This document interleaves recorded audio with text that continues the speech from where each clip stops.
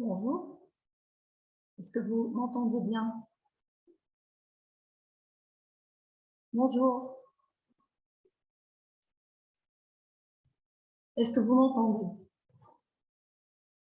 Oui, bonjour.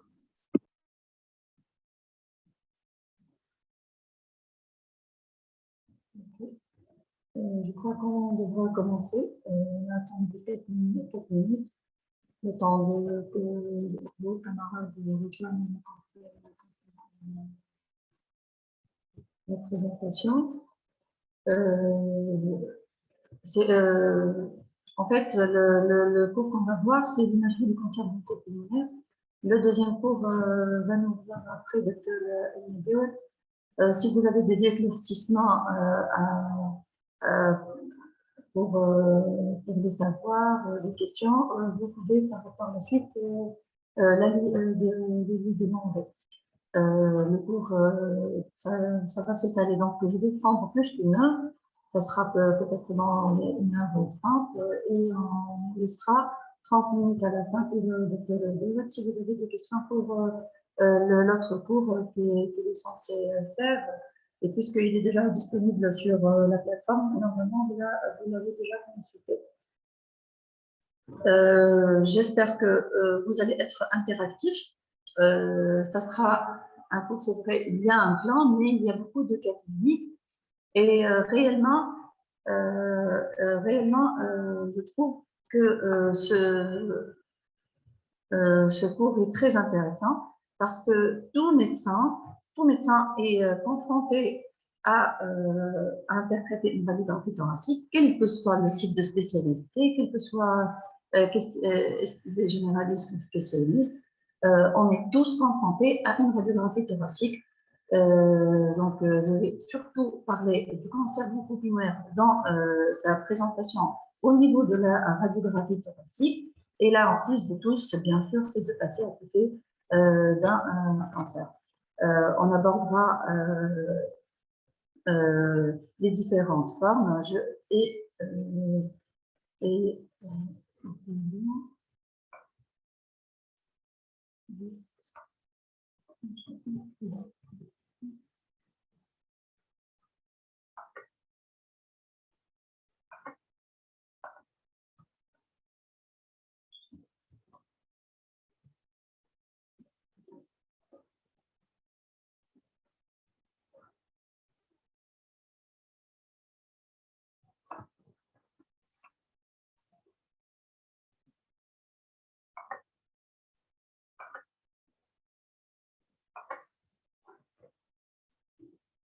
ok, on commence.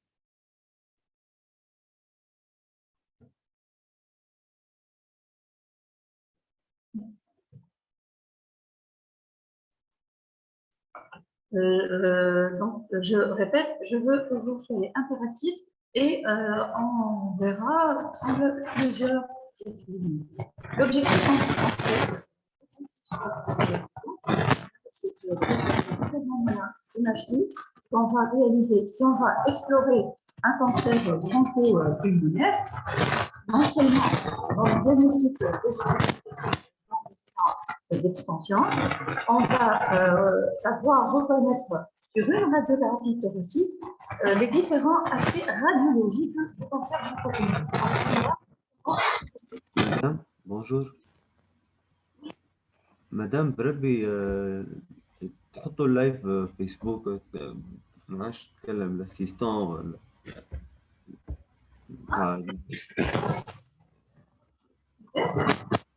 مدام اللايف على اليوتيوب مازال ما تعملش نتاع الكور.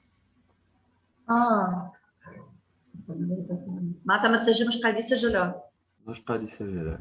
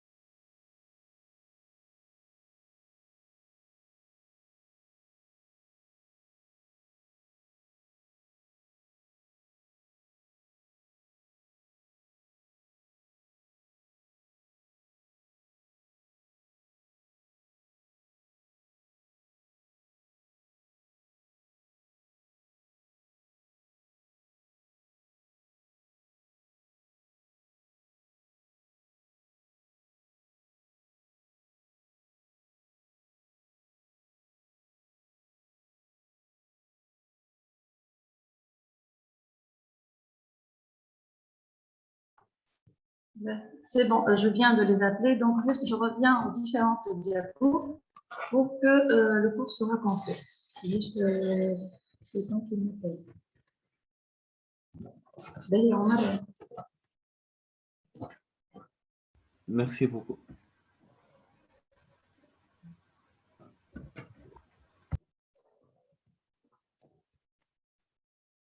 oui, on parlera juste grossièrement, juste pour introduire le cours.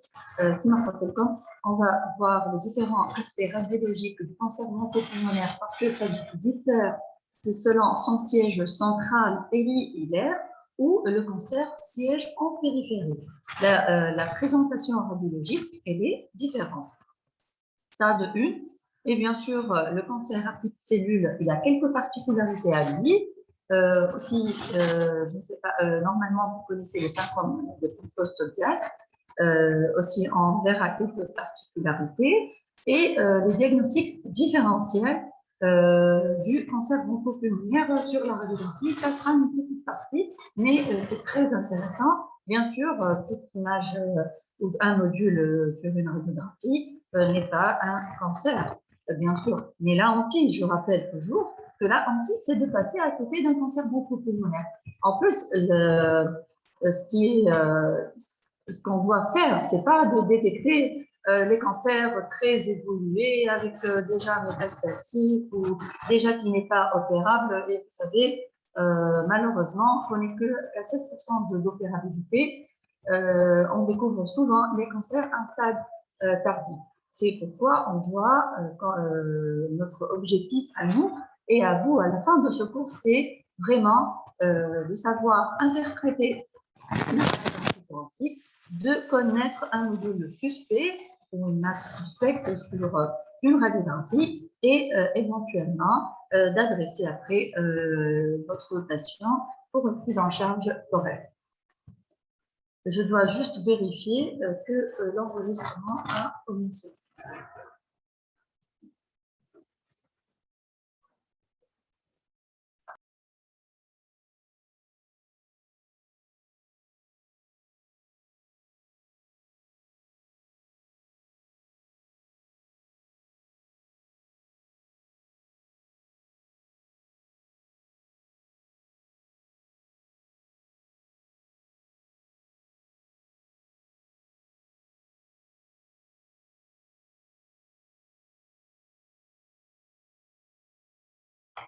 Dès l'enregistrement.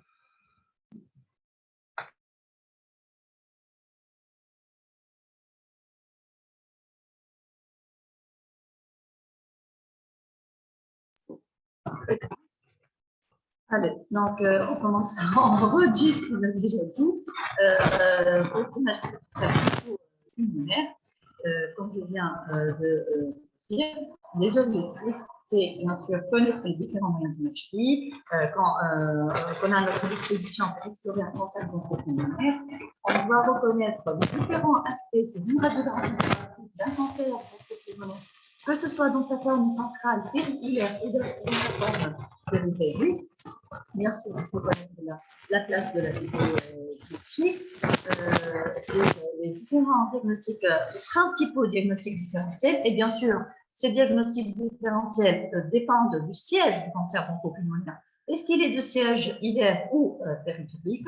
Le syndrome de Post-Opias, ses particularités, le cancer à petites cellules et aussi, à votre stade, on vous demande de connaître juste ce qui définit un patient inopérable. Ça veut dire, je vais en trouver maintenant, un patient qui présente un T4, ça veut dire une tumeur classée T pour tumeur petit 4, on verra ça veut dire quoi. Un M3, donc le statut ganglionnaire et le node en M3, et bien sûr les patients métastatiques, ça ce sont des patients inopérables, sauf des exceptions pour les métastases uniques, par exemple, si je présente un patient une métastase cérébrale unique, là, il y a bien sûr, là, ce sont des dossiers qui sont discutés en RCP et ces patients peuvent bénéficier d'une chirurgie non seulement de la métastase et donc du cancer bronchopulmonaire. Pour ceci, j'ai élaboré ce plan et on va le suivre. Et je commence par ce cas clinique. Je vous dis qu'il s'agit d'un homme, qu'il est tabagique, un grand tabagique, un paquet année, plus ou moins jeune, 45 ans, et qui présente une toux. Donc, symptomatologie respiratoire chez un sujet plus ou moins donc, jeune, chez un jeune adulte, et qui est tabagique. Je vous demande de déceler l'anomalie sur cette radiographie. Déjà, je vous dis dès maintenant que la radiographie, elle est mal faite. Pourquoi elle est mal faite? Parce que, de une, ça, c'est pas des anomalies, ça, c'est la scapula qui se projette au niveau du parenchyme pulmonaire. Normalement, le patient, il va élever ses mains, donc il va mettre, donc, quand il va réaliser la radiographie thoracique, il va mettre les mains sur donc son bassin pour dégager donc, les scapulas. Là, ce sont des scapulas qui ne sont pas dégagés. Donc, ne me dites pas que ça, c'est une pathologie. D'ailleurs, ça donne le change avec éventuellement un épanchement pleural ou donc un syndrome pleuropariétal. En plus, ce qui n'est pas bon pour cette radiographie, c'est qu'elle est coupée. En plus, l'exposition. Tout ça, ce sont pour vous dire, déjà, pour vous rappeler les critères de réussite d'une radiographie thoracique, déjà, on a trois critères qui ne sont pas vérifiés. Donc, le nom existe, mais bien sûr, je l'ai coupé pour ce patient. Pour le reste, concentrez-vous sur, je vais donc sur le centre de la radiographie pour vous dire que l'anomalie, elle siège par là. Est-ce que quelqu'un parmi vous a identifié quelque chose pour ce patient? Je vous dis que vraiment cette radiographie est anormale et pour les autres, ce n'est pas des anomalies. Et en plus, on a un sujet qui est tabagique, qui a une symptomatologie respiratoire et qui est un adulte jeune. Est-ce que vous avez détecté l'anomalie? Mansour, Omar, شكون؟ إيمان؟ شكون يا Opacité médiastinale. destinat? C'est où? À droite, à gauche? Madame, à droite, en haut. Oui. Oui. Non, Non, non, non, hilaire à droite. non. Oui, ça. Est-ce que vous êtes en accord avec votre ami? Il y a quelque chose ici. Qui est d'accord, qui n'est pas d'accord? Est-ce que c'est une image construite? Est-ce que c'est tout simplement la 24? En tout cas, ce patient, malheureusement pour lui, cette radiographie a été interprétée comme normale, malgré le contexte clinique, et il revient 6 mois plus tard avec ça. Il s'aggrave sur le plan respiratoire, et là, regardez, qu'est-ce qu'on a? Vous avez la ganglie, on a une opacité de tonalité hydrique, limite interne, ça se voit dans l'intestin, mais la limite externe, elle est floue, elle n'est pas continue, pour ne pas dire que ça, c'est une opacité médiastinale.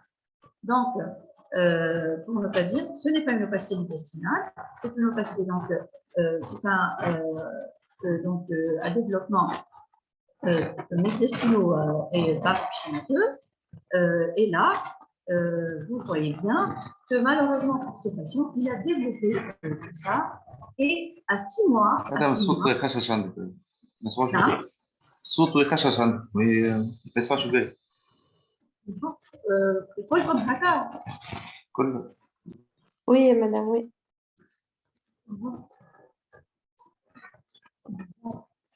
هكا ثم ثم يخشخش هكا هكا مازال مازال يتركب كي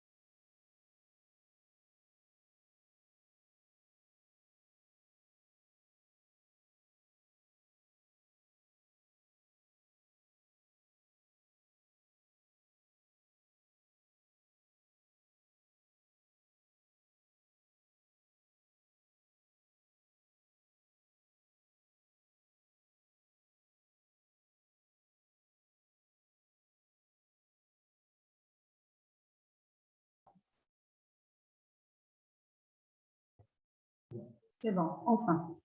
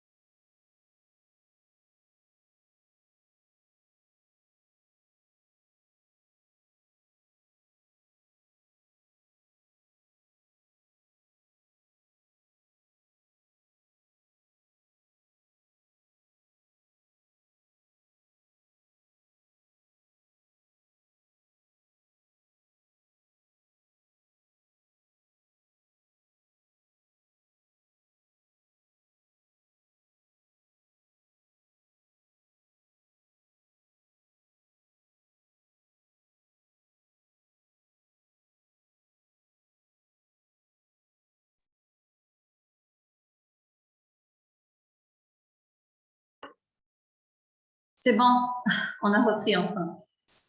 Vous m'entendez maintenant? Oui, oui. Vous avez le fond d'écran.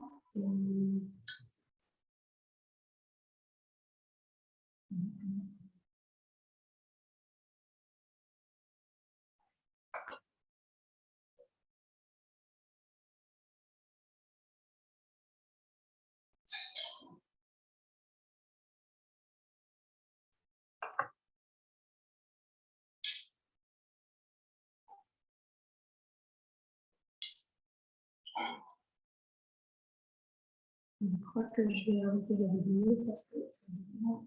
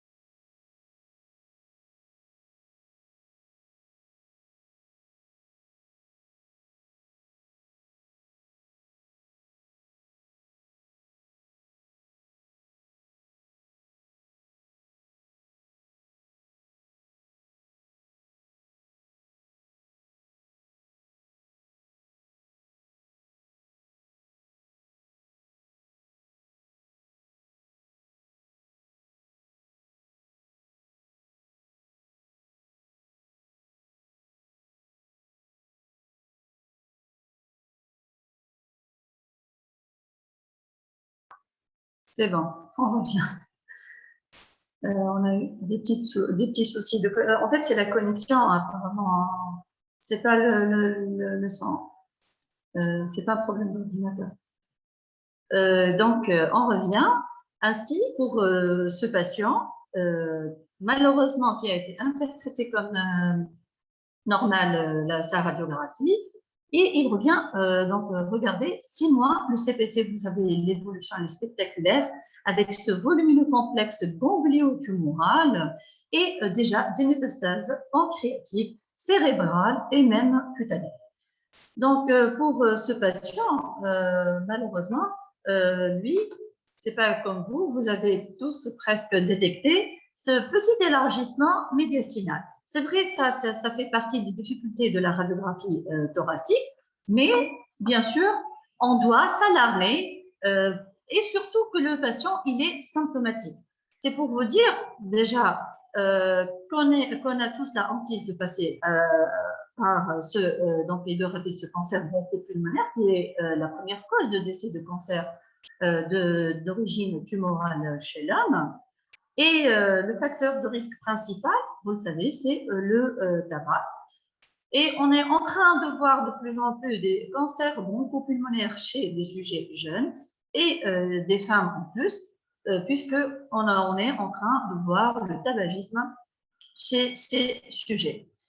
La chimiothérapie, certes, elle peut améliorer la durée de vie, mais réellement, le traitement le plus efficace, notamment bien sûr dans les cancers non à petites cellules, parce que les CPC, ils sont inopérables, c'est la chirurgie. Et malheureusement, on est en train encore au stade tardif. C'est pourquoi ça explique ce faible taux de patients opérables en Tunisie. Et bien sûr pour avoir un pronostic meilleur, tout ça dépend d'une détection précoce, comme pour ce patient, malheureusement, qui n'a pas été détecté à temps, pour améliorer le pronostic de ces patients. Nous, en tant que radiologues, on intervient dans plusieurs étapes dans la prise en charge de ce cancer bronchopulmonaire. Non seulement, tout d'abord, par la radiographie standard, malgré toutes ses limites, elle garde encore sa place jusqu'au jour d'aujourd'hui, non seulement dans le dépistage, mais aussi dans le diagnostic positif. Si on a suspecté un cancer bronchopulmonaire, on a fait le scanner pour notre patient pour faire le bilan d'extension locorégionale et à distance, parfois dans certaines indications, on a recours à l'IRM, comme par exemple de dire l'unicité d'une lésion, d'une métastase cérébrale, parce que, comme je vous ai dit, ces patients, malgré qu'ils sont métastatiques, peuvent bénéficier d'une chirurgie. Et si on a fait, bien sûr, la classification de ce cancer sur le scanner, bien sûr, il faut obtenir la preuve anatomopathologique parce que tout ça, ça reste des suspicions et qui va donc être apportée par la biopsie. La biopsie, soit elle est faite sous fibroscopie pour les tumeurs généralement centrales et sinon, pour les autres, parfois si la biopsie n'arrive pas à apporter des fragments ou c'est des tumeurs périphériques, là, bien sûr, c'est nous qui font ces biopsies sous contrôle scanographique, souvent, très souvent, parfois sous contrôle échographique, soit si la masse elle envahit par exemple la paroi ou on va à une métastase. On peut prendre la métastase comme cible de notre biopsie et on aura bien sûr le diagnostic du cancer. Et bien sûr, le patient, il a fait son bilan d'extension, on a fait sa biopsie, on a porté la preuve anatomopathologique, il a commencé son traitement et bien sûr, on doit le surveiller. Est-ce qu'il répond ou non au traitement? Est-ce que la chirurgie, c'est bon? Elle a elle a pris toute la tumeur. On va suivre ces patients à long terme ou si les patients, bien sûr, s'aggravent. Donc, on dispose de différents moyens d'exploration. J'insiste toujours que la radiographie standard, malgré ses limites, garde toujours son intérêt. Et bien sûr, ça, il faut avoir une radiographie qui est bien faite. Vous devez être systématique dans votre lecture pour les radiographies. La fibroscopie bronchique va faire le diagnostic positif. Donc, c'est bien sûr la fibroscopie, elle est faite par nos amis pneumologues et ils vont voir la tumeur, ils vont faire la biopsie, ils vont apprécier comment c'est le bilan d'extension, si on a ou non une atteinte de la garenne et parfois même faire un traitement palliatif pour des patients par la mise de prothèses endobronchiques en cas de tumeur qui est donc sténosante et bien sûr ça a des indications particulières. Le scanner, il intervient, c'est vraiment la pierre angulaire de tout ça parce que le scanner, de une, il va faire le diagnostic positif. Déjà, il peut confirmer ou infirmer la présence d'un nodule qu'on a vu sur la radiographie. on va caractériser ce nodule, dire s'il y a des éléments de suspicion de malignité. Vous savez, les contours spéculés, la présence de bronchogrammes aériques, la taille, l'aspect, la nécrose, des calcifications poudreuses, tout ça, ça nous oriente vers la malignité de la tumeur. Et bien sûr, le scanner, comme je vous ai dit, ça va apporter la preuve anatomopathologique par la réalisation de la biopsie. Et surtout, il va nous faire le bilan d'extension loco-régional et à distance. On fera des scanners thoraco-abdominaux pelviens et l'étage cérébral en même temps de la première exploration du patient. L'échographie, elle aussi, elle a des intérêts. Non seulement, comme je vous ai dit, qu'elle peut faire la biopsie, parfois si le patient présente une métastase hépatique qui est accessible sous écho, on peut la faire, soit une métastase parfois pariétale, ou c'est la tumeur elle-même, tellement elle est volumineuse, elle est sortie à travers les espaces intercostaux et les pariétales. On peut aussi, pour ces tumeurs, réaliser des biopsies sous contrôle échographique. Ça peut se faire. Et bien sûr, l'écho, elle peut intervenir dans le bilan d'extension, l'étage abdominal et vérifier aussi l'état des surrénales. Et parfois, que ce soit, on a vu une lésion sur le scanner et qu'on n'arrive pas à caractériser au niveau du foie, l'échographie peut donc montrer l'aspect encocarde qui est très bien vu en écho. L'IRM, aussi un autre moyen d'exploration dont nous disposons, elle est très intéressante, non seulement pour apprécier l'extension, notamment dans ces syndromes de Pancoast-Tobias, pour ces tumeurs apicales, pour apprécier l'extension au rachis, au plexus brachial et surtout pour les extensions cardiaques. L'IRM est très intéressante pour, soit c'est un patient qui est symptomatique sur le plan cérébral, il a des céphalées, il a des signes qui pourraient prédire d'une métastase cérébrale, et on trouve un scanner, soit qu'il est normal, et là, on pourrait, bien sûr, l'IRM va dire que vraiment il y a ou non une métastase, et puis, soit on trouve une seule lésion sur le scanner, et pour dire l'authenticité de cette lésion unique sur le scanner, c'est l'IRM qui va le confirmer. Parce que là, il y a un challenge thérapeutique, puisque ça va entrer cette unicité pour ces patients. Pourtant, il est métastatique. Je vous ai dit que les patients inopérables, c'est des métastases, donc des patients soit T4, soit des N3, soit ils présentent des métastases, mais parfois des métastases uniques, comme à l'étage cérébral, ces patients pourraient bénéficier quand même de traitement. Alors, il faut vraiment donc prouver cette unicité, et c'est l'IRM qui va dire que vraiment cette lésion, elle est unique. Et puis, l'IRM, elle est intéressante à l'étage abdominal parce que là aussi, parfois, on n'arrive pas à caractériser pour des patients soit un nodule hépatique, soit il est petit, soit il y a une cinétique qui n'est pas aussi évidente sur le scanner. Là, une IRM hépatique, elle va résoudre le problème avec les différentes séquences, notamment la séquence de diffusion.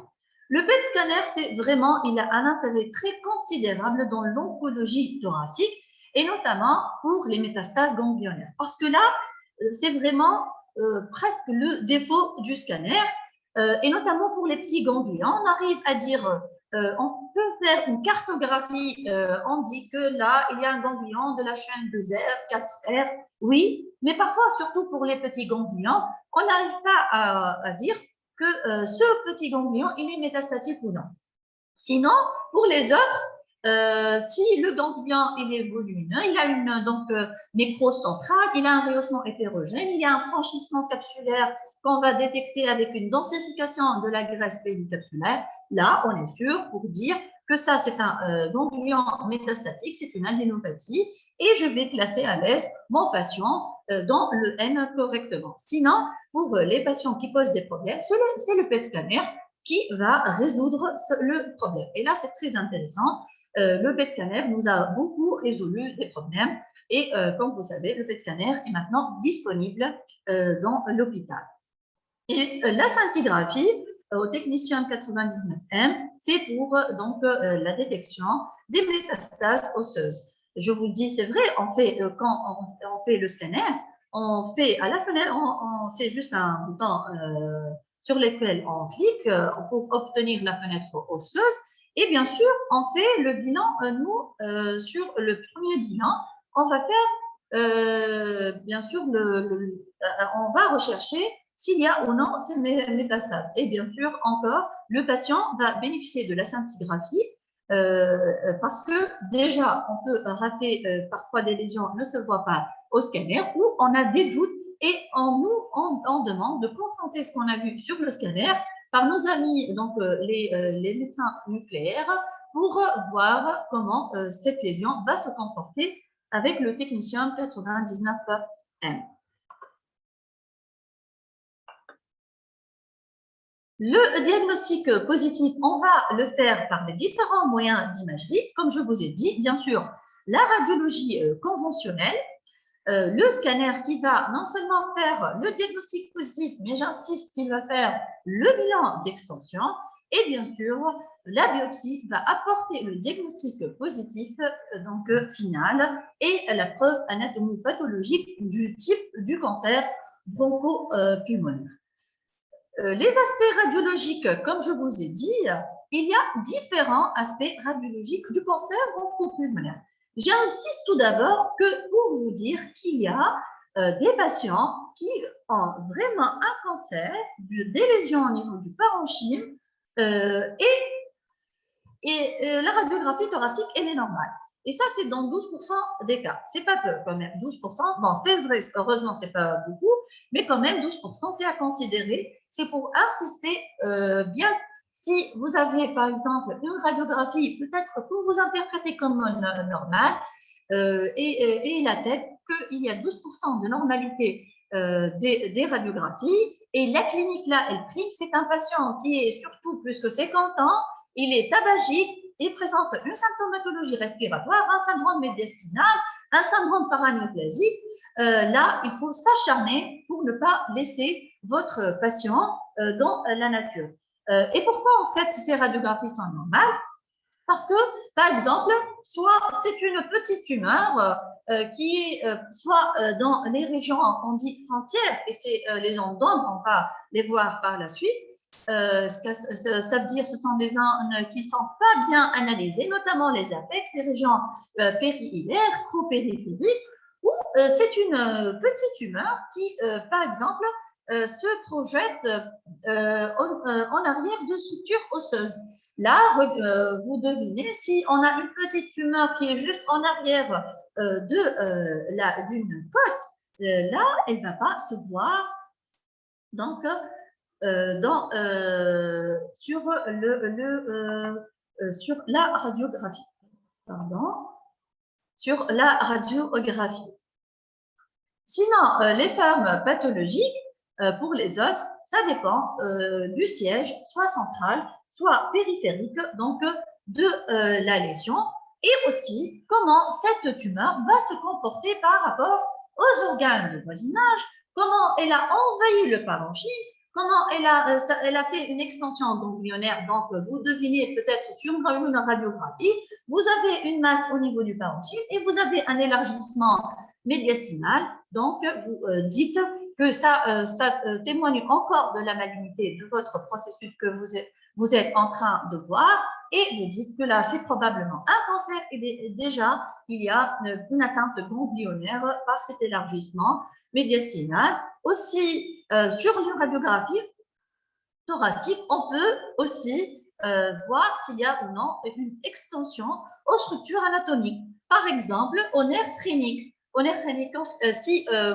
donc, comme pour le patient qu'on a vu, ce complexe gangliotumoral, quand on a un envahissement du médiastin et on a le passage du nerf phrénique qui est pris dans cette masse, donc on pourrait avoir une paralysie phrénique. Et comment ça va se traduire cette paralysie sur la radiographie? Ascension de repos diaphragmatique. Bravo. Le hoquet, d'ailleurs, j'ai un patient, je vais vous le montrer à la fin, par le hoquet et par la paralysie phrénique, par l'ascension de la coupole diaphragmatique. Bravo. On commence maintenant. Je veux que vous concentrez très bien parce que, comme je vous ai dit, chaque donc, présentation a ses caractéristiques et ça dépend essentiellement du siège. Quand la tumeur elle est d'origine, donc elle siège au niveau central en périhilaire, là, elle va se comporter et les aspects radiologiques, ça dépend comment elle va se comporter. Et là, bien sûr, ça va commencer par une petite tumeur qui a avec cette composante endobronchique. Là, quand la tumeur va s'accroître, bien sûr, la conséquence, c'est quoi? Elle va faire des troubles ventilatoires. Et les troubles ventilatoires, bien sûr, elle va obstruer la lumière bronchique. Donc, on verra comment elle va se comporter par rapport au parenchyme d'aval. Et ces troubles ventilatoires que vous devez connaître, c'est 4 types. C'est quoi ces 4 types? On a tout d'abord le collapsus aéré, on a le collapsus non aéré, on a le piégeage et on a la pneumonie obstructive. Donc, 4 types de troubles ventilatoires c'est la tumeur d'origine centrale. Elle est responsable du développement de ce trouble ventilatoire.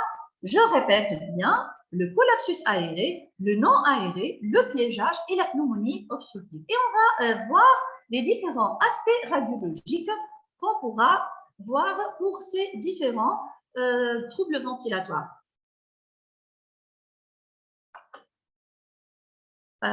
Est-ce que vous m'entendez?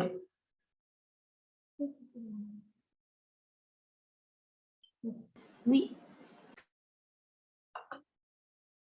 Vous m'entendez? Oui. Il me dit de quitter la réunion, je ne sais pas pourquoi. C'est bon. OK. Le collapsus aéré, ça veut dire quoi? C'est bien sûr, c'est un trouble c'est l'air qui va entrer dans le parenchyme pulmonaire, mais qui ne va pas sortir. Et là, puisque donc il est encore aéré, il ne va pas se traduire par une opacité, parce qu'il est encore aéré. Et là, les principaux en fait donc signes qui pourraient détecter ces collapsus, et là, ils sont très intéressants parce que parfois, sur la radiographie, vous n'avez que ça. Et j'insiste bien sur les signes indirects parce que réellement, le signe du désorientation et du détachement des vaisseaux sur une radiographie, c'est vraiment donc très difficile, même pour nous, de les détecter. Mais pour ces signes indirects, c'est vraiment tout le monde presque, ils peuvent le détecter, à savoir le déplacement susurral. Vous imaginez que votre collapsus, il siège donc dans le lobe supérieur droit. Qu'est-ce qu'il va faire? Il va attracter donc la suture, il va la déplacer, il va être responsable aussi, il va attirer le île, il va aussi attirer la coupole diaphragmatique. C'est une ascension aussi de la coupole diaphragmatique homolatérale, comme vous voyez là sur cette schématisation. Et on aura par la suite un pincement des espaces intercostaux où se trouve ce collapsus. Mais réellement, sur le plan pratique, ce qu'on détecte, c'est cette attraction du médiastin, de la suture et de la coupole diaphragmatique. Et pour dire que là, il y a un problème, c'est probablement un collapsus aéré. Regardez cette radiographie thoracique. On est en train de parler du collapsus aéré. À votre avis, c'est quel poumon qui est atteint? C'est le poumon droit ou le poumon gauche? Gauche. Gauche. Pourquoi vous avez dit gauche? Il y a l'ascension de la coupole diaphragmatique. Bravo.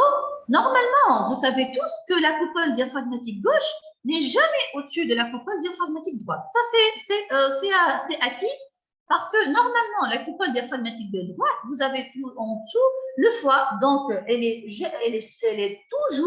elle doit être au-dessus de la coupole diaphragmatique. Gauche, au moins, il y a 2 cm de différence. Là, c'est net, vous avez une coupole diaphragmatique gauche qui est plus ascensionnée déjà par rapport au côté droit. Ça, c'est sûr. Et en plus, qu'est-ce que vous détectez encore sur cette radiographie? بس يصير Déplacement d'huile du médiastin. médiastin. Plus encore. La trachée est refoulée de Non, réellement, la trachée, c'est pas très évident. Mais regardez, ça c'est une règle, ce cours-là, en fait, on passe toujours des messages, je reviens toujours à l'interprétation de la radiographie normale. Si vous devez toujours, dans votre analyse d'une radiographie thoracique, avoir des choses qui sont claires. Chaque fois que j'ai une radiographie thoracique à analyser, je dois être méthodique. J'adopte déjà, après avoir vérifié les critères de réussite, bien sûr le nom du patient, l'inspiration, ce n'est pas un cliché qui est coupé, etc. Je dois être méthodique dans la lecture. Et je vous conseille d'adopter la théorie des cercles, toujours donc regardez, ça veut dire quoi les cercles? Toujours, j'ai une méthode à lire ma radiographie, à moi.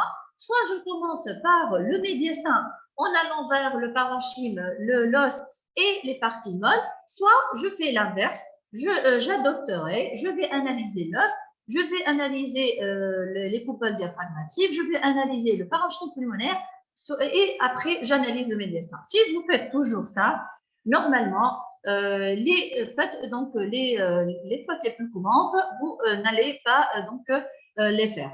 Ça de une. De deux, quand vous analysez une radiographie thoracique, vous dessinez une ligne virtuelle pour laquelle vous dessinez les contours du parenchyme pulmonaire.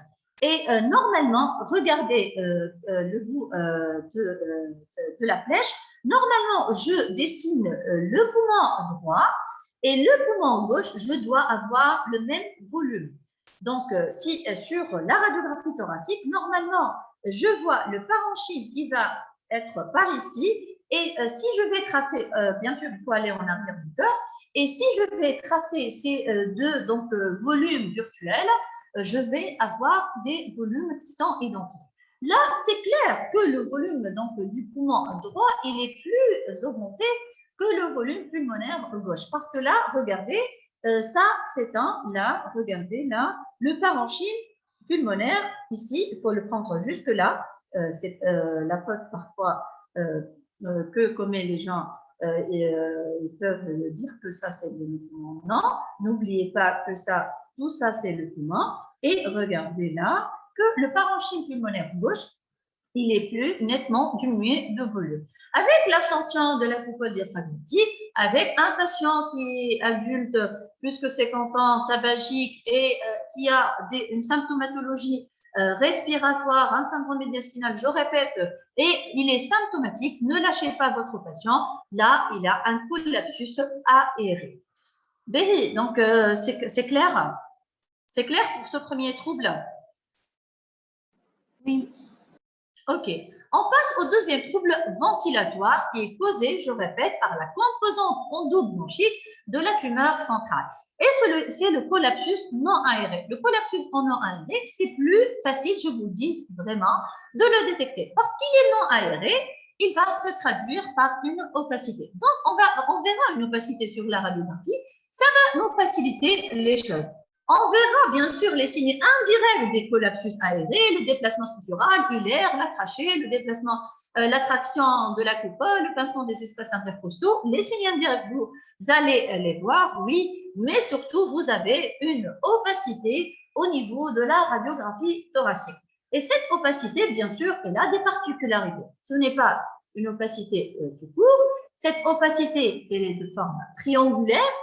Là, elle est à sommet hilaire, à base périphérique. Et ça, c'est très important parce que ça va définir une opacité d'un collapsus non aéré. Ce n'est pas une opacité arrondie, Ce n'est pas une ligne, ça c'est un triangle avec un sommet qui est d'origine donc hilaire et une base donc qui est périphérique. Et bien sûr, vous pouvez trouver dans cette opacité un bronchogramme aérique. Et regardez là, je vous ai montré une radiographie thoracique où je vous dis qu'il y a une atélectasie. On parle de collapsus non aéré ou d'atélectasie d'un lobe supérieur droit. Et comment on verra, là, c'est l'opacité. Elle est triangulaire, ce n'est pas un cercle, elle est triangulaire. Vous avez là un sommet qui est hilaire et là, votre base qui est périphérique. Là, je dirais, avec coup sûr, ça c'est un. Et je vous dis que le collapsus du lobe supérieur droit, c'est parmi les plus faciles à détecter sur la radiographie thoracique. Là, c'est très facile de dire, avec, regardez cette petite attraction de la trachée, cette ascension énorme donc, de la coupole diaphragmatique, ce n'est plus les 2 cm habituels, la coupole est très ascensionnée, la coupole droite, et donc là, c'est un collapsus non aéré sans doute. Et je vous montre le scanner de ce patient, non seulement dans la fenêtre parenchymateuse, là, c'est la fenêtre parenchymateuse du scanner, et ça, c'est la fenêtre médiastinale, et tout ça, c'est le collapsus non aéré qui a été, bien sûr, produit, donc induit par la tumeur.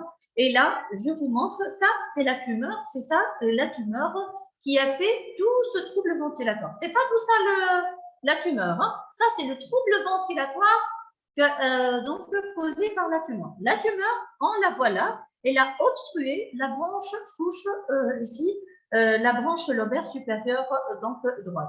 On la voit aussi ici sur la fenêtre parenchymateuse. Je vous montre un autre cas d'une atélectasie du lobe supérieur droit. Là, ça devient un peu moins évident parce que quand l'atélectasie va évoluer dans le temps, elle va être plus rapprochée vers le médiastin. Et là, on pourrait même parler d'un élargissement médiastinal. Et là, bien sûr, ne lâchez pas vos patients. Vous retrouvez votre opacité triangulaire à sommet hilaire, à base périphérique, mais là, elle est plus attirée vers le médiastin et on pourrait même parler d'un élargissement médiastinal. Là, on a parlé donc de 2 troubles ventilatoires, le collapsus aéré, le collapsus non aéré, et là, je vous parle d'un 3e trouble ventilatoire causé par la composante endobronchique d'une tumeur centrale qui est le piégeage. Et là, ça veut dire quoi un piégeage? Puisque là, c'est le piégeage, c'est l'air qui va entrer, ça ne va pas sortir, donc c'est l'air qui va s'accumuler de façon bien sûr plus marquée par rapport au parenchyme pulmonaire adjacent qui est normal. Et là, on verra, contrairement par rapport aux troubles ventilatoires, au collapsus aéré ou non aéré, là, on aura plutôt un bombement de la suture. Si je vais vous dire que là, c'est le piégeage, au niveau du lobe supérieur droit, puisque ça va prendre du volume, donc ça va affaisser la suture par là, ça va refouler, au contraire, là, par rapport au collapsus, ça va refouler la trachée et le médiastin vers l'autre côté, ça va affaisser la coupole diaphragmatique, ça va refouler donc le médiastin et on aura un élargissement donc des espaces intercostaux. Là, je vous montre un exemple d'un piégeage. C'est vrai qu'il n'est pas très évident, mais je vous demande toujours la lecture systématique dans votre radiographie. On commence par, moi personnellement, je commence par la périphérie en allant au centre. Donc, je vais analyser donc les clavicules, les scapulas, les côtes, regardez toutes les côtes, que ce soit les arcs postérieurs, les arcs antérieurs. Je vais m'intéresser au parenchyme pulmonaire. Je vais donc voir que ce soit les régions périphériques qui sont font partie des régions des zones d'ombre, donc qui sont des zones soi-disant des zones où on peut passer à côté de lésions, des régions apicales et des régions hilaires. Et là, je remarque que par rapport au île noir, j'ai une hyper clarté. Normalement, vous avez là du blanc. Vous vous rappelez des radiographies thoraciques. Là, vous avez un île. Vous avez normalement du blanc. Là, j'ai quelque chose qui est noir. Je vous montre là un agrandi. Et regardez, j'ai quelque chose qui est noir. Donc, noir, un peu noir que d'habitude. Et je vous montre tout de suite le scanner.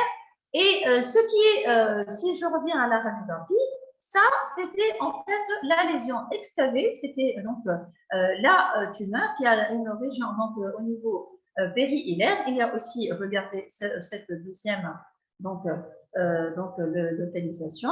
Et bien sûr, puisque là, la tumeur, elle a obstrué, avec sa composante endobronchique, elle a obstrué la branche, on aura de l'air qui entre mais qui ne sort pas.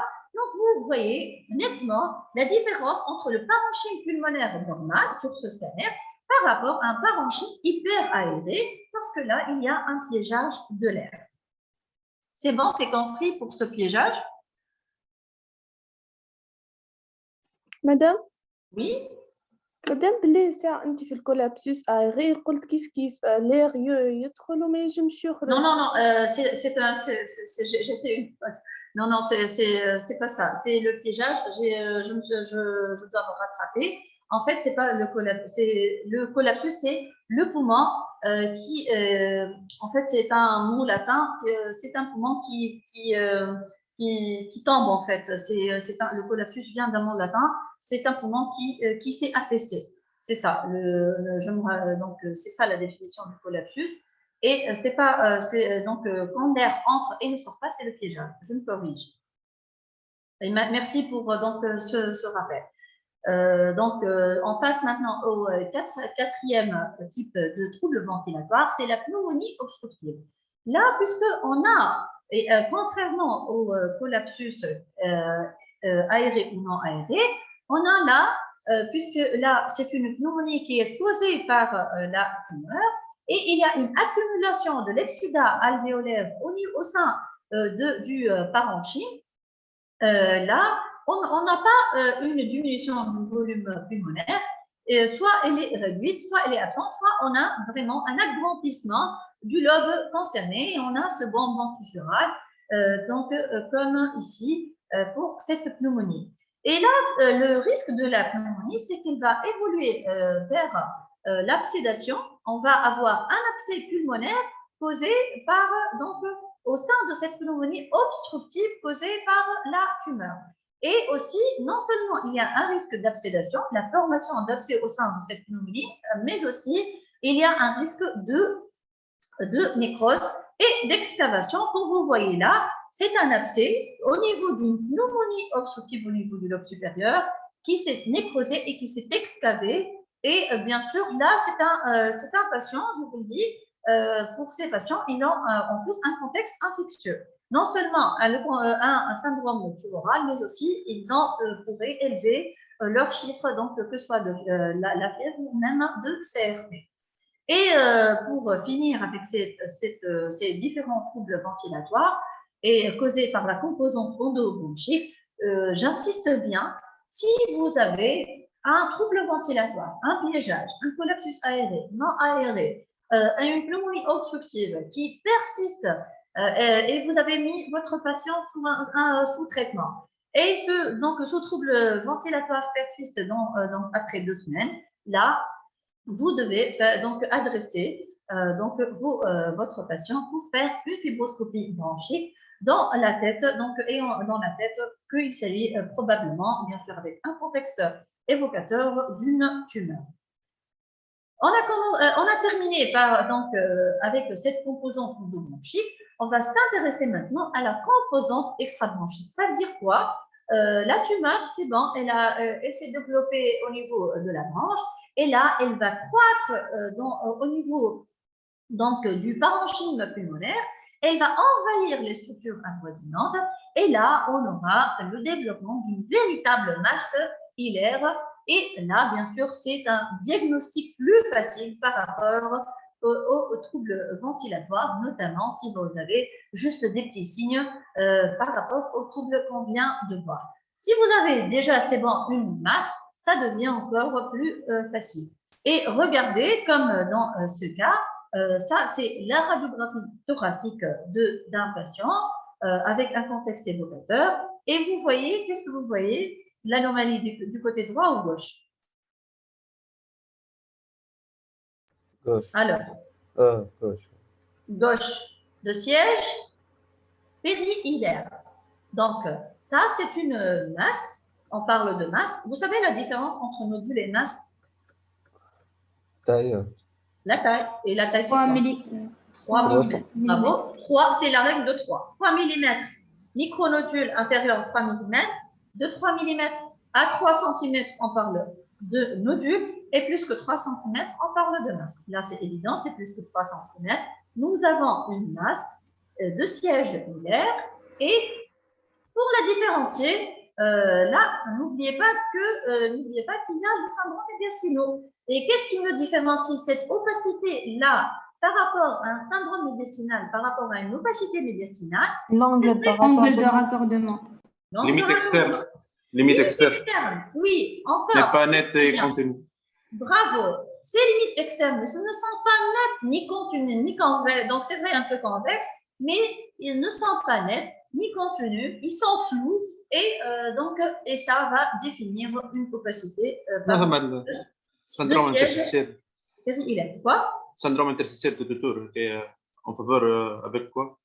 En fait, c'est la lymphangite carcinomateuse. Oui, tout à fait. Je vais vous montrer des radiographies plus parlantes de la lymphangite. Aussi, à part cette opacité, parfois, les masses, ils font des prolongements comme des pattes de crabe. Regardez comme cette représentation schématique. Et regardez, donc elle fait des prolongements au niveau du parenchyme. Et on parle, donc bien sûr, on est toujours dans une opacité parenchymateuse de siège hilaire. Regardez, c'est net. Regardez, voici l'agrandi et c'est un aspect en pâte de crabe de la masse de siège hilaire. Là, comme vous venez de dire, un de vos camarades, il a dit parfois, c'est plus évident, du syndrome interstitiel tout autour de la masse suspecte et ça, c'est la diffusion lymphangitique de la masse qui est suspecte et ça, bien sûr, ça réconforte encore le degré de malignité de la masse que vous êtes en train de voir. Voici le scanner du patient qu'on vient de voir. Et cette composante extra-bronchique, comme je vous ai dit, elle se manifeste par une masse hilaire. Parfois, cette masse hilaire, elle s'accompagne, bien sûr, c'est une masse qui s'est développée en endobronchite et elle a fait des prolongements au niveau du parenchyme, mais elle s'est accompagnée aussi, regardez, c'est quoi ça qui est schématisé? D'un trouble ventilatoire. Ah, déjà, votre ami nous a répondu. Donc, ça, c'est une masse de siège hilaire et elle peut se confondre, bien sûr, avec le trouble ventilatoire, le collapsus non aéré. On n'aura que l'opacité. On ne voit pas directement la masse. Et on parle, et comment on va dire que la masse, on la voit, ce n'est pas seulement le trouble ventilatoire. Regardez, normalement, le trouble ventilatoire, le bord inférieur de la suture, il est concave. Là, si je vais je vais donc voir cette concavité, elle n'est plus respectée dans la région centrale et on parle de bombement paradoxal de la partie proximale de la suture où on a la tumeur. Et c'est ce qui définit, comme a dit l'un de vos camarades, c'est le fameux signe du S de Golden. Et là, c'est très intéressant parce que non seulement vous voyez le collapsus, mais aussi vous voyez le siège de la tumeur. Ça vous réconforte encore dans votre suspicion. Et là, regardez une représentation, la radiographie et le scanner. On peut aussi parler de S de Golden sur le scanner. donc c'était un signe il est décrit sur la radiographie, mais il est extrapolé aussi sur le scanner. Et là, on retrouve toujours cette opacité triangulaire, base périphérique, sommet hilaire, mais on voit là que la concavité inférieure de la suture, au niveau proximal, elle est perdue, elle est ascensionnée par un bombement paradoxal, aussi ici par la masse, et c'est la masse ici qu'on voit bien sur le scanner. C'est clair? C'est bon? Donc, Madame, oui. بلي ليس دو جولدين وين على الراديو هيليا على الراديو هيليا. C'est un S inversé. Regardez, ça, haka, et comme ça. C'est un S. C'est bon? Oui. Là, on a terminé avec les Madame, برجع عندي question. Oui. Madame, احنا تو قلنا الكومبوزونت هذه اكسترا برونشي معناتها la tumeur se développe de la muqueuse vers les autres couches de la branche هكا ولا كيفاش باش توصل تعمل obstruction de la branche وهي elle se développe معناتها من الجهه الاخرى مش باش تكون في وسط اللوميير كيفاش مش في وسط اللوميير؟ حتى انا ما فهمتش هي في وسط اللوميير elle se développe. كيفاش هي تبدا هي c'est quelque chose qui va se développer au niveau du lumière et elle va s'accroître jusqu'à l'obstruer. Après, donc, que ce soit elle va l'obstruer ou ici les troubles ventilatoires, voilà, elle va s'accroître et elle va donc avoir cette extension à travers le parenchyme. Après, ça dépend du développement. شنو الفرق بين هي والكرواسونس اندوبرونشيك؟ شنو الفرق؟ شنو الفرق بشنو؟ ما بين الكومبوزون ترانسبرونشيك والاندوبرونشيك؟ ما فرق bien sûr. La tumeur GMI parois, c'est une tumeur au niveau de la branche. Elle va s'accroître, donc elle va avoir du volume et elle va donc au niveau de la lumière. Donc il y a quelque chose très intime, paroi de part et d'autre, mais des lumières, dans la branche. Très intime, la tumeur, elle va se développer au niveau de la lumière. Ou en même temps, que ce soit en même temps, voilà, ça dépend comment elle va évoluer, elle va s'accroître après à travers la branche, elle va envahir le parenchyme. C'est une tumeur, elle va envahir tout ce qu'elle veut. Oui. C'est bon? Oui. Donc, on va s'intéresser aux tumeurs de siège périphérique. Les tumeurs centrales, n'oubliez pas les 4 types de troubles ventilatoires. C'est quoi les 4 types? Alors, piégage ou pneumonie obstructive, bravo. Et puis ça, c'est causé par la composante endobronchique. Et puis, n'oubliez pas la composante extrabronchique avec le développement au niveau du parenchyme pulmonaire et les structures adjacentes. Donc, on va s'intéresser aux tumeurs périphériques. Et là, c'est encore ça. Donc là, c'est plus facile, je dirais, par rapport aux tumeurs centrales. Parce que là, on a un module ou une masse qui, soit elle est spéculée, soit elle est excavée, elle va s'associer soit à une lisse costale, soit à d'autres signes, un épanchement pleural. Tout ça, ça va faciliter encore la suspicion de malignité de la tumeur. Et il y a une forme que vous devez aussi donc connaître, c'est les formes infiltrantes. Parce que là, sur la radiographie, je vais vous montrer un exemple. Ça ressemble réellement à un syndrome alvéolaire. C'est des tumeurs extensives dans le poumon. En fait, ce sont généralement des adénocarcinomes et in situ et qui se propagent comme un OAP ou comme une pneumonie. Et bien sûr, là, pour trancher, c'est pas la radiographie. Réellement, je vais vous montrer, c'est réellement le contexte clinique pour dire que là, probablement, c'est un cancer et ce n'est pas tout simplement une pneumonie banale. Et bien sûr, on va détailler comme à chaque partie ces nodules ou ces masses de contours spéculaires. On parle de masses de contours spéculaires. Je vous demande de me dire son siège sur cette radiographie. Apicale. Droite. Bravo. Bravo pour ceux qui l'ont vu. Ça, c'est une. Donc, si je reviens vers l'analyse, n'oubliez pas la théorie des cercles. Donc ici, là, bon, ici c'est facile parce que déjà on parle d'anomalies au niveau du parenchyme. Et là, je détecte bien cette masse de contours, regardez, spéculés, donc périphériques, sans flou, et en plus, ça présente donc des spécules. Et regardez sur le scanner de ce patient. Je vous dis qu'il y a, on parle encore de masse de contours spéculés, je vous dis qu'il y a un adénocarcinome. Où est-il?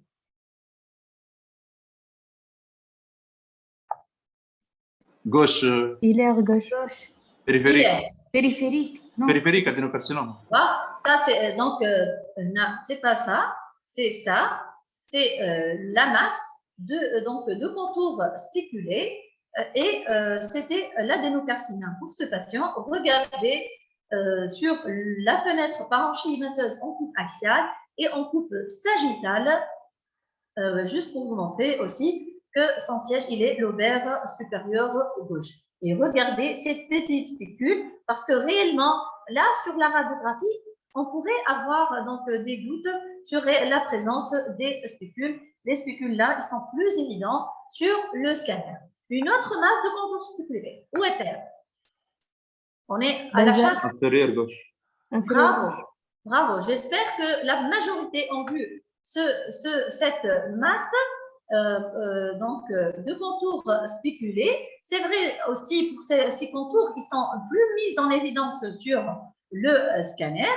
Et la masse, une masse déjà qui est volumineuse. Ça fait partie, donc ça commence là, lymphangite tout autour donc, de cette tumeur. En plus, pour ce cas, c'est donc dans la suspicion de malignité des nodules et des masses, bien sûr, à part la taille volumineuse, mais vous savez, un kystidatique peut être volumineux, un abcès peut être volumineux, c'est les contours spéculés. Et en plus, regardez le scanner, pour cette masse, il y a un bronchogramme aérique. Et le bronchogramme aérique, je vous dis dès maintenant, qu'un bronchogramme aérique dans un nodule qui est déjà suspect, ça augmente donc la prédilection de la malignité. Regardez, 30% versus un nodule bénin où on a rarement des bronchogrammes aériques qui le traversent. Donc, si vous avez une masse de contours spéculés et en plus, on trouve un bronchogramme aérique qui est surtout mis en évidence sur le scanner, on peut l'avoir sur la radiographie, ça augmente la suspicion de malignité du nodule ou de la masse. Là, peut-être que c'est un peu plus difficile. Je vous demande encore de me chercher cet adénocarcinome.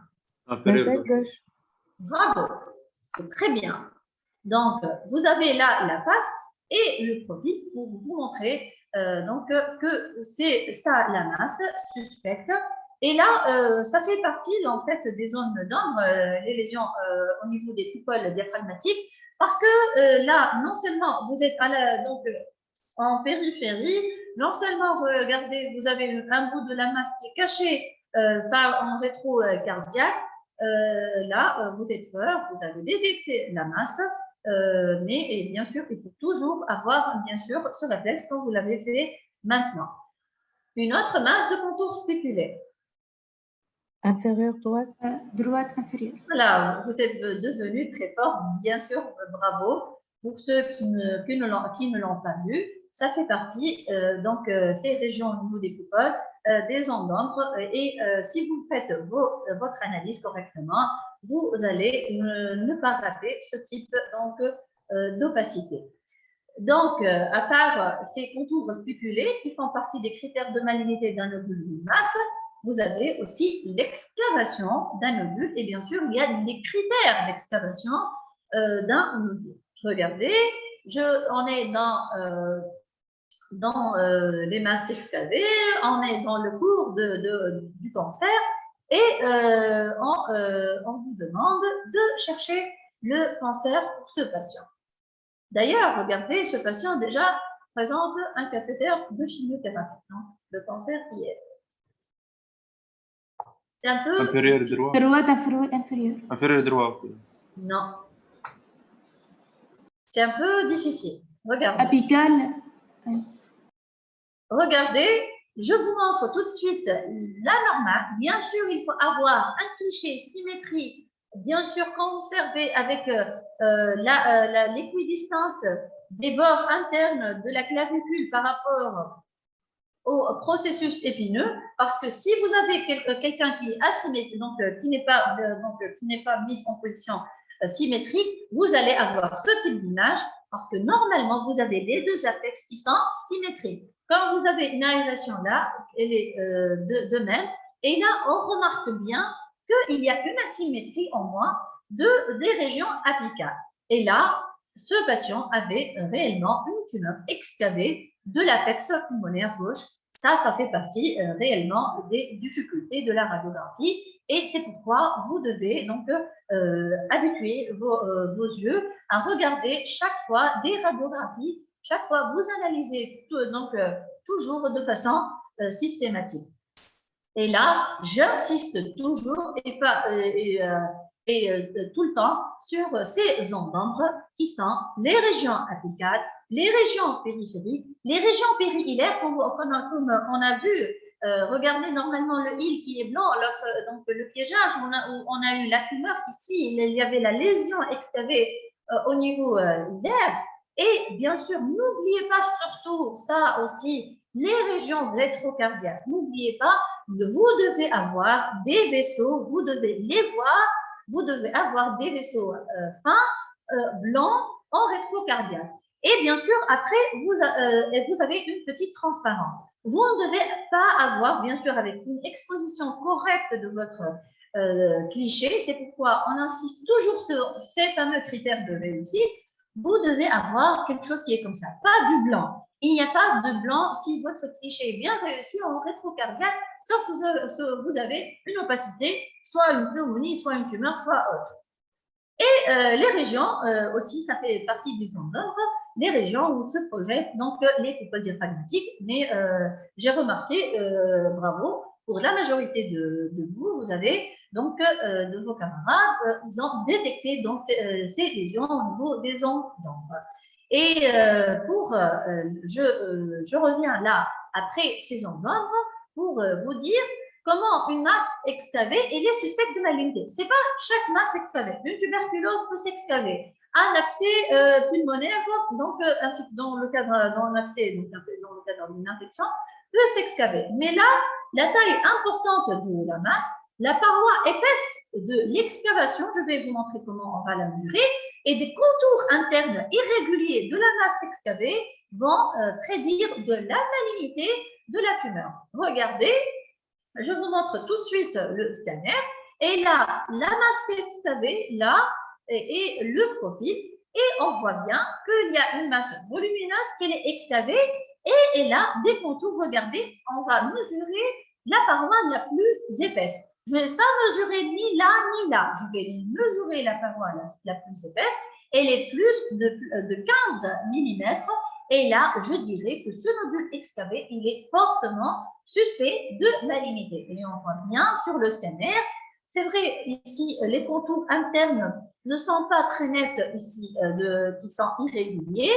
Là, ici, d'autres masses excavées, on voit bien la masse ici qui saute aux yeux, qui est volumineuse. Ces contours, donc, irréguliers, et sa paroi qui est très épaisse. Un autre exemple d'une masse qui est excavée, regardez cette excavation, et là, on est dans des cancers vraiment typiques. J'espère. Il ne faut pas trop s'attarder parce qu'il reste encore quelques 20 minutes pour Dr Dawood. OK. Merci. Donc, les autres signes associés par rapport aux tumeurs périphériques, vous avez là l'opacité hilaire ganglionnaire, donc la lymphangiocarcinomateuse, l'épanchement pleural. Vous avez là donc un exemple d'un adénocarcinome qui a été responsable d'une lyse costale et on voit bien, c'est le syndrome pleuropariétal et on voit bien cette lyse costale sur le scanner. Là, comme je vous ai promis, ce patient qui avait un OK, comme un de vos camarades a dit, et Ce complexe gangliotumoral, il a envahi le nerf phrénique qui a un trajet ici et il a été responsable de cette paralysie phrénique. Comme vous voyez l'ascension de la coupole diaphragmatique. En plus, il avait un autisme. Ce patient, je me rappelle très bien. La forme infiltrante, un mot, c'est un syndrome alvéolaire freinant. C'est quelqu'un, regardez, ça ressemble vraiment à une pneumonie, un OAP, vous pouvez dire tout ce que vous voulez, mais c'est un patient qui ne répond pas au traitement habituel. Et là, il faut faire attention. Et là, c'est un adénocarcinome. Les différents diagnostics différentiels, comme je vous ai dit, il faut différencier les opacités hilaires des opacités périphériques. Et l'opacité hilaire, il faut la différencier d'une adénopathie, d'une opacité médiastinale, on a déjà bien parlé, d'une grosse artère pulmonaire. Et pour résoudre le problème de ces opacités hilaires, en cas de problème, soit c'est la fibroscopie, soit c'est le scanner, ou bien sûr, on va faire la biopsie. Pour les opacités périphériques, vous avez un doute entre est-ce que c'est une tumeur ou un kyste hydatique, un abcès, une tuberculose ou une métastase. Bien sûr, il y a différents critères. On est dans un pays d'endémie, vous avez éventuellement une endémique, vous avez une immunologie, vous avez un kyste hydatique au niveau du foie. Là, c'était un enfant c'était un kyste hydatique compliqué. Comme vous voyez, il y a un niveau hydroallique. Là, c'est une hydatidose multiple au niveau du poumon. L'abcès qui peut être pris à tort, qui ressemble à la tumeur, bien sûr, c'est le contexte et surtout s'il ne répond pas au traitement. La tuberculose, n'oubliez pas qu'on est dans un pays d'endémie. C'est un autre diagnostic différentiel des opacités périphériques tumorales et bien sûr les métastases. C'est au cas par cas. Un mot sur les tumeurs de l'apex, c'est les radiographies. Vous avez là une opacité au niveau apical avec la lise costale, vous voyez bien. C'était un adénocarcinome et avec l'extension intracanalaire au niveau de ce patient. Un mot pour le statut TNM, parce que vous devez le connaître. Pour terminer, donc là, la T-tumeur N-node et M métastase, et vous n'êtes pas censé de connaître toute la classification, vous êtes censé de connaître le T4, un N3 et un M1. Le T4, ça veut dire une tumeur, soit elle est plus de 7 cm, elle va atteindre la carène. On travaille avec la 8e édition, qui est sortie fin 2016 et on travaille avec depuis janvier 2017. L'atteinte de l'œsophage, de l'oreillette gauche, des vaisseaux, de la vertèbre, du diaphragme, un nodule dans un autre lobe homolatéral. Selon la 8e édition, le N3, c'est ce qu'on a en hilaire contralatéral, médiastinal contralatéral, susclaviculaire, que ce soit homo ou contralatéral, et bien sûr les métastases. Voici un cas de tumeur de plus de 7 cm, donc c'est un T4. Voici un envahissement de l'artère pulmonaire gauche, c'est un complexe gangliotumoral, c'est un T4. Voici un envahissement du diaphragme, c'est un T4. J'ai dit que le scanner n'est pas très performant pour le staging ganglionnaire. C'est une véritable cartographie à part la suspicion de malignité comme ce ganglion avec la nécrose et les fractions capsulaires. Là, c'est des exemples de métastases, que ce soit cérébrale. Là, c'est une IRM avec 2 métastases. Là, c'est une tumeur au niveau du parenchyme pulmonaire et la métastase rachidienne. Et là, c'est un patient qui présentait de multiples métastases. Donc, pour conclure, alors j'ai fait rapidement. De toute façon, vous avez la diapo et l'enregistrement. J'insiste que la tumeur, le cancer pulmonaire, c'est une tumeur malheureusement fréquente, de mauvais pronostic. Le diagnostic doit être précoce. Bien sûr, il faut s'acharner à avoir et détecter ces critères prédictifs de malignité. Et bien sûr, il faut faire attention aux zones d'ombre et aux signes indirects, comme j'ai bien insisté. J'arrête, je ne vais pas faire l'évaluation. Normalement, Dr. David va commencer pour vous dire. Donc, c'est bon. Anna, je vais